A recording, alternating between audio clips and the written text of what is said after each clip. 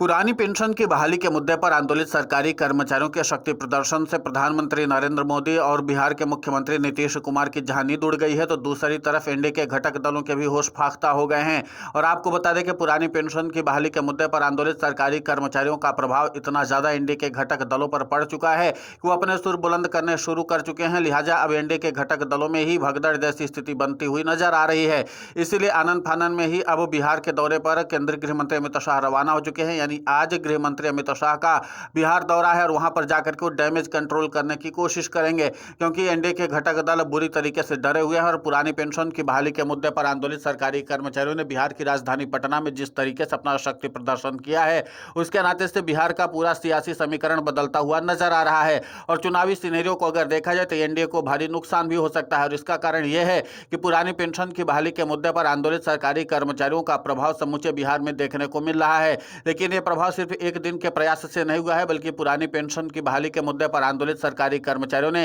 योजनाबद्ध तरीके से बिहार में जो एंटी इनकम्बेंसी का माहौल बनाया था, उसी का नतीजा है कि जिस तरीके से सरकारी कर्मचारियों ने बिहार की राजधानी पटना में पूरी मजबूत रणनीति के साथ अपना शक्ति प्रदर्शन किया, तो उसी के नाते से एनडीए के घटक दलों की टेंशन बढ़ने लगी है। एनडीए के घटक दलों को इस बात का डर सताने लगा है कि एक तो गिनी चुनी हमको सीटें मिलनी है, उसमें भी अगर पुरानी पेंशन की बहाली के मुद्दे पर आंदोलित सरकारी कर्मचारियों के प्रभुत्व और वर्चस्व वाली सीटें सीधे तौर पर मिल गई, तो फिर उसके बाद हमारी लुटिया डुबनी तय है। और इसी बात के डर के नाते से अब एनडीए के घटक दल खुद को अलग करने की कोशिश में जुट चुके हैं। एनडीए के घटक दलों को इस बात का डर सताने लगा है कि जहां एक तरफ पुरानी पेंशन की बहाली के मुद्दे पर आंदोलित सरकारी कर्मचारी अपनी रणनीति के नाते से एंटी इनकम्बेंसी का माहौल पैदा कर रहे, तो दूसरी तरफ बिहार के मुख्यमंत्री नीतीश कुमार के द्वारा खेले गए बड़े दांव में से एक सामाजिक सुरक्षा पेंशन भी फ्लॉप साबित हुई है। अभी तक उसका उस तरीके से रिस्पॉन्स नहीं मिला है जिसकी उम्मीद की जा रही थी। और इसी के नाते से माना जा रहा है कि सामाजिक सुरक्षा पेंशन के बजाय अब सीधे तौर पर पुरानी पेंशन की बहाली के मुद्दे पर आंदोलित सरकारी कर्मचारी ही बाजी मार सकते हैं।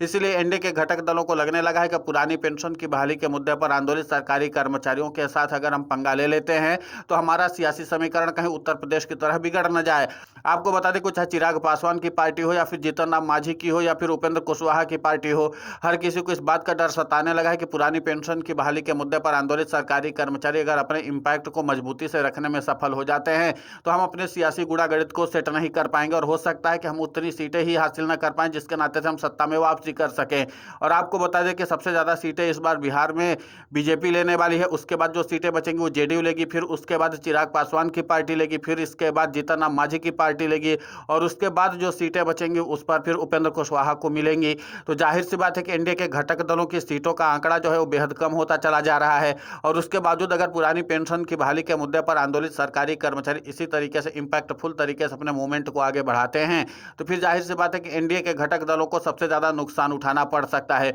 और बिहार में यह भी है कि कोई भी अपने दम पर सत्ता वापसी कर नहीं सकता, यानी सत्ता में आ नहीं सकता। तो इसलिए माना जा रहा है कि अगर घटक दलों से ही दूरी बन जाएगी, तो फिर जाहिर सी बात है कि सरकारी कर्मचारी महागठबंधन को सत्ता में ला सकते हैं, क्योंकि महागठबंधन के जो सभी राजनीतिक दल हैं वो सीधे तौर पर पुरानी पेंशन की बहाली का समर्थन करते हैं। फिर चाहे कांग्रेस हो या आरजेडी, हर किसी ने पुरानी पेंशन की बहाली के मुद्दे पर आंदोलित सरकारी कर्मचारियों का खुला समर्थन किया है। और इसी समर्थन के नाते से अब एनडीए के होश उड़े हुए हैं। और इसीलिए गृह मंत्री अमित शाह को आज बिहार के दौरे पर भेजा गया है, ताकि वो संगठन के साथ साथ अपने सहयोगी दलों के साथ भी सामंजस्य बना करके एक मजबूत स्थिति पैदा कर सकें। लेकिन इस बात का डर अब प्रधानमंत्री नरेंद्र मोदी और मुख्यमंत्री नीतीश कुमार को भी है कि अगर सामाजिक सुरक्षा पेंशन वाला दांव नहीं चलता है, तो फिर जाहिर सी बात है कि एनडीए को बिहार की सत्ता से बाहर होने में ज्यादा वक्त नहीं लगेगा, क्योंकि पुरानी पेंशन की बहाली के मुद्दे पर आंदोलित सरकारी कर्मचारी योजनाबद्ध तरीके से पूरी रणनीति के साथ इस बार धरातल पर उतरे हैं और वो अपनी योजना को और भी ज्यादा मजबूत करने में जुटे हुए हैं। माना जा रहा है कि अगर 25 नवंबर को जिस तरीके से सरकारी कर्मचारी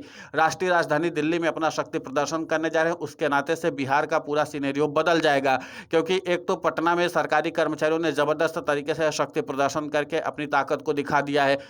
उसके बाद जब राष्ट्रीय राजधानी दिल्ली में भी सरकारी कर्मचारी पुरानी पेंशन की बहाली के मुद्दे पर इसी तरीके से व्यापक रणनीति के साथ आगे बढ़ेंगे, तो फिर जाहिर सी बात है कि स्थिति को नियंत्रित कर पाना बेहद मुश्किल हो जाएगा। और इसलिए महागठबंधन के जो लोग हैं वो लगातार पुरानी पेंशन की बहाली के मुद्दे पर आंदोलित सरकारी कर्मचारियों का समर्थन कर रहे हैं। लेकिन इसी के साथ एनडीए के घटक दलों के हाथ पांव फूले हुए। अब देखना यह होगा कि जिस तरीके से गृह मंत्री अमित शाह आज संगठन के साथ बैठक करने वाले हैं और बैठक के जरिए इस बात को समझाने की कोशिश करेंगे कि पुरानी पेंशन की बहाली के मुद्दे पर उनके पास क्या कुछ काट है, क्योंकि जाहिर सी बात है कि केंद्र की मोदी सरकार ने साफ तौर पर देश की संसद में इस बात का जवाब दे दिया है कि किसी भी हाल में वो पुरानी पेंशन की बहाली नहीं करेगी और न भविष्य में कोई बहाल करने की योजना है। तो उसके बाद से सरकारी कर्मचारियों का गुस्सा सातवें आसमान पर है। यूनिफाइड पेंशन स्कीम के आने के बाद से और सरकारी कर्मचारी आक्रोशित हैं। उसके बाद अब जिस तरीके से यह रणनीति बन रही है सरकारी कर्मचारियों की, उसके नाते से एनडीए के घटक दलों के भी हाथ पांव फूलने लगे हैं कि 2-4 सीटें या 10 सीटें 15 सीटें मिलेंगी, उसमें भी अगर सरकारी कर्मचारियों की इज्जत वाली सीटें मिल गई तो हमारा चुनाव जीतना मुश्किल नहीं असंभव हो जाएगा।